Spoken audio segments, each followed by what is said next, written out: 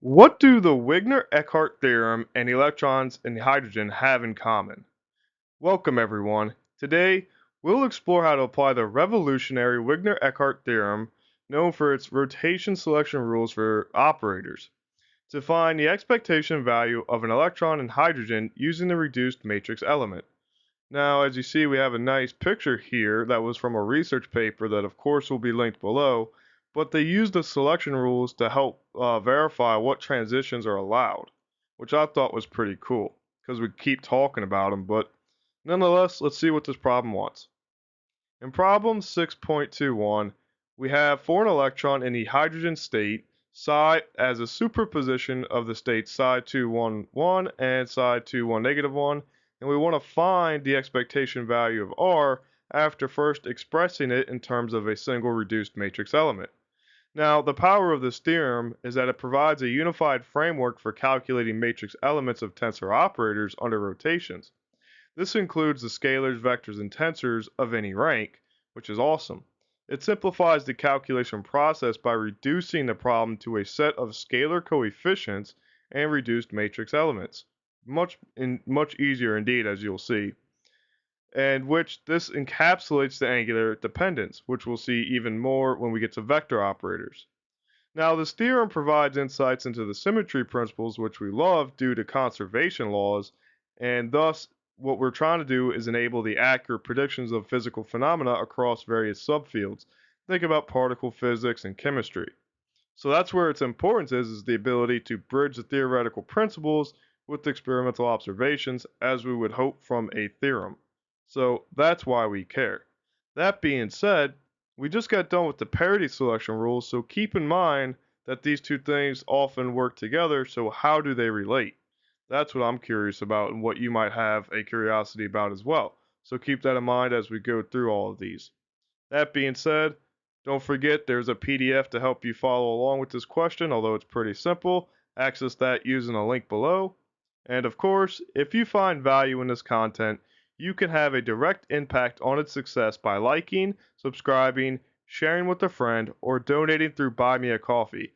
No membership or account required. Alright, so in stop number 1, let us just again recount that states of psi in the hydrogenic sense are just labeled with their kets, no big deal, but we're told that we had a mixed state, so we have the 2 1 1 and 2 1 -1, so we put that in green and blue respectively with the normalization factor. Again, to find the expectation value, we need to sandwich the variable, in this case the scalar operator R, which just turns out to be the R variable, between the bra and kets of this state. Nothing too new there. Just when combining, be careful because now you have two bras on this side, two kets on this side, and you need to distribute them accordingly, which is what we see here. So remember that order does matter. This can't just be some normal, expansion like you did in algebra. But after that, this can clean up pretty quick using the reduced matrix elements. Let's see how. So equation 6.47 tells us that if I have two states, n prime, l prime, m prime, with the scalar operator and nlm on the other side, that in order to achieve or get to the reduced matrix element, we have to travel through some Kronecker deltas, which again you could see from 2.31. And this, what the author says here is that this double bar, funky looking thing is the reduced matrix element because it has no dependence on M. Thank you, Kronecker delta and eigenstates. That being said, we see that we have a mixture of L and M's in these distributed states, so we need to put them in their Kronecker deltas. The first terms being the L's, the second term being the M's. And we can see that L's remain consistent throughout everything, right? We see the L Kronecker stays consistent since we have a 2-1 state, but the M's tend to change. Here we have a 1-1, a 1-1, a -1-1, and a negative-negative. And due to the definition of Kronecker delta, we see that two of these are going to go to 0. So substituting in 0, we see that that takes the whole Bra-Ket notation to 0, so we're cool there, and we like that.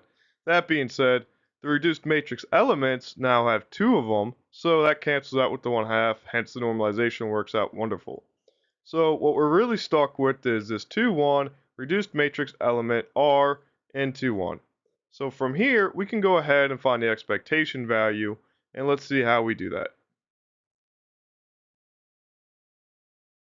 Um, and the thing to note about this is it's awesome in using this theorem and the reduced matrix element because the scalar operators are independent of m, and thus we can choose any value of m. So why not choose the simplest case of 𝚹2, 1, 0 and maneuver with that? That is going to be much quicker than dealing with the phase factors given by m with the e to the negative plus I m phi or m theta, something like that. You can go check out problem 4.13 for all those details. But nonetheless, the integral still has to happen. But thankfully, we know 𝚹2, 1, 0 star and 𝚹2, 1, 0 are the same. So all we can do now is to simplify the integram before proceeding. Okay, color coordinating it because they're both real. We like that, makes it easy. We just see that we get coefficient squared, R from here in the middle with the 1, 1 from green and blue. The exponentials, you need to add their arguments since you're multiplying. Cosines, you're multiplying. So simplifying this all down after you square these two, get rid of that nasty square root. The 2's cancel from combining those two arguments. And we get something pretty neat and compact. So taking this and putting it back into the integral will lead us to our final calculations. So after simplifying and plugging it in and realizing that again the D3 integral is a volumetric of a spherical coordinate system, we need the r squared sine theta dr d theta d phi, and from that we can simplify pretty quickly. Split them all out thanks to Fubini's theorem and all that wonderful multivariable calculus. Don't be a bonehead like I was initially and forget that the r3 here from the simplification, you need to add the powers of r squared from the Jacobian. So you get a r to the 5th here, which definitely makes a difference. But after that, you're pretty good at just chugging them out. The phi integral gives us a 2 pi. This theta integral gives us 2/3 again, like we saw last question.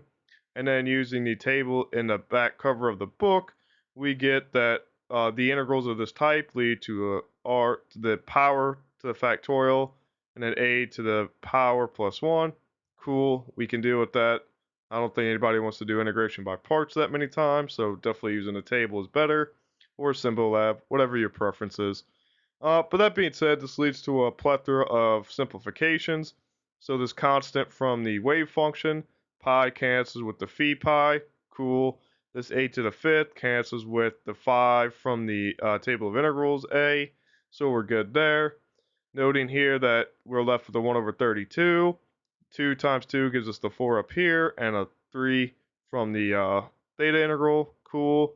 5 factorial clearly is expressed as 5 times 3 times 4 times 3 times 2 times 1 times a. Easy enough. So 4 times 4 gives us 16, times 2 gives us 32. So that fraction and those two cancel.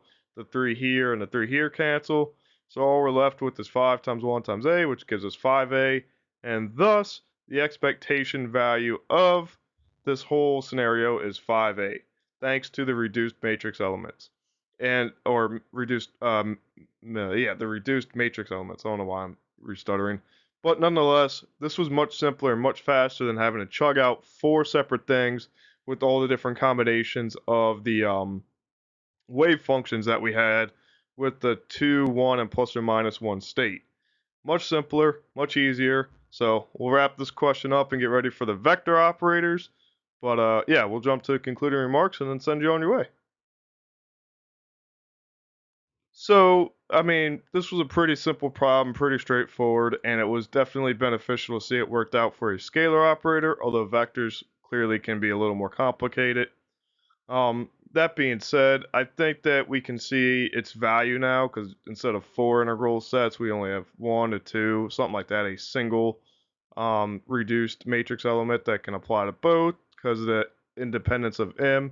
So very powerful, and we'll see that come into fruition more in the next section.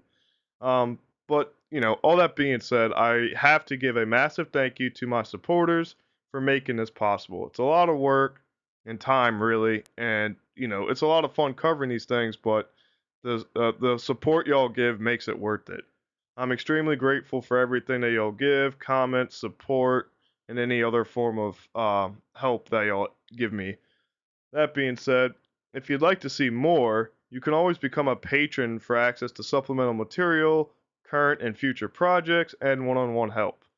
New content is posted weekly to fuel your curiosity. Books, notes, and other reference materials are found below, and if you have any questions, please feel free to reach out. This stuff is really fascinating, and it's only going to get more fascinating shortly. As always, thank you for watching, and until next time, stay curious.